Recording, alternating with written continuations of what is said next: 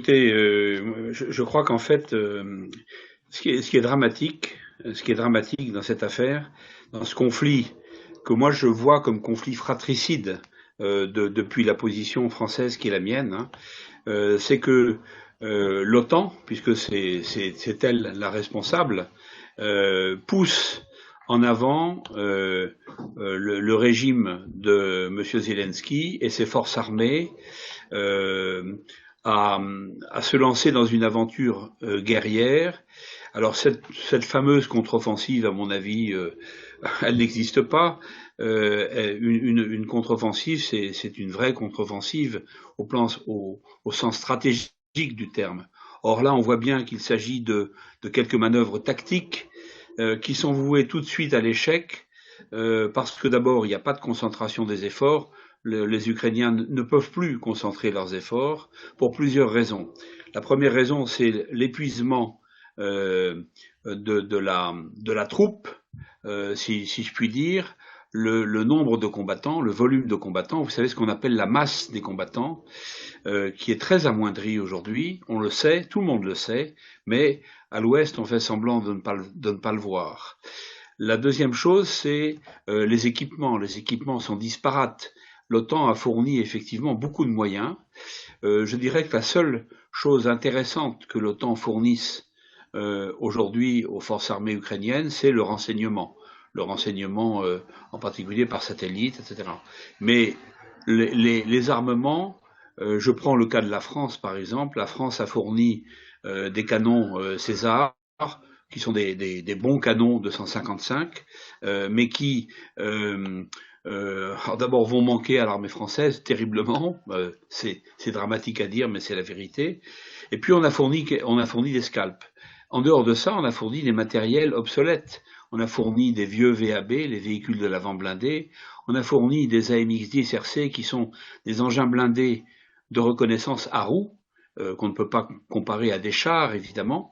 Et tout ça, et même quand vous prenez les léopards, allemands et que vous prenez les Abrams, etc., tout ça, ce sont des, comment dirais-je, des échantillons d'armements occidentaux qui posent d'énormes problèmes d'abord de formation des pilotes, formation des tireurs, formation des mécaniciens, d'énormes problèmes de logistique, comment est-ce qu'on remplace les pièces défectueuses, etc., etc.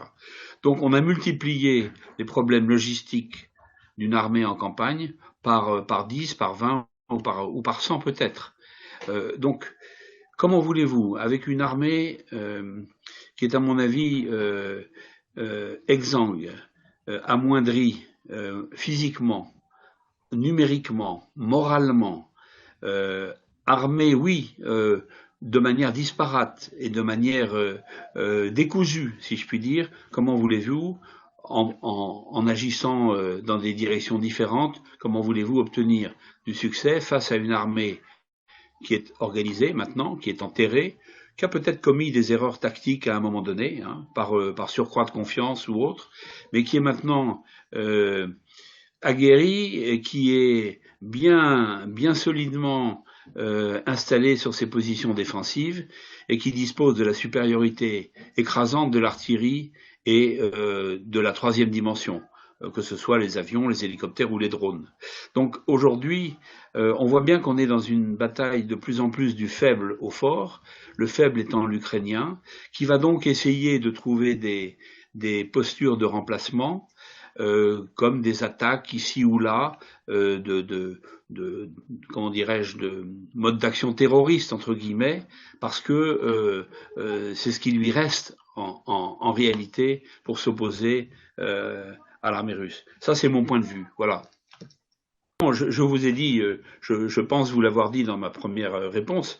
Je pense que c'est je trouve que ce soutien occidental, entre guillemets, ce soutien de l'OTAN est très hypocrite au fond. Si on se rappelle les événements, en mars 2022, il me semble me souvenir que M. Zelensky était prêt à discuter d'une négociation. La négociation, je ne suis pas russe, hein, et je regarde les choses en tant que Français. avec beaucoup de tristesse de voir deux peuples frères que l'histoire normalement réunit, ainsi divisés par les manœuvres de l'Occident, ainsi divisés par les manœuvres des États-Unis d'Amérique et de l'OTAN, parce que c'est ça la réalité. Mais rappelez-vous, je pense qu'en mars 2022, M. Zelensky était prêt à négocier. Et qui l'a poussé à aller toujours plus avant dans la guerre? Eh bien, c'est l'OTAN et les États-Unis d'Amérique, suivis par quelques pays qui ont un peu oublié leur indépendance et leur souveraineté, dont la France, hélas, 3 fois hélas, et qui se sont engagés derrière. Mais la réalité, c'est celle-là. Alors maintenant, Zelensky, il est hors contrôle, entre guillemets. Il est hors contrôle. Il réclame toujours plus d'argent, toujours plus de moyens. Mais pourquoi faire pour une victoire qui est évidemment en train de lui échapper totalement, définitivement.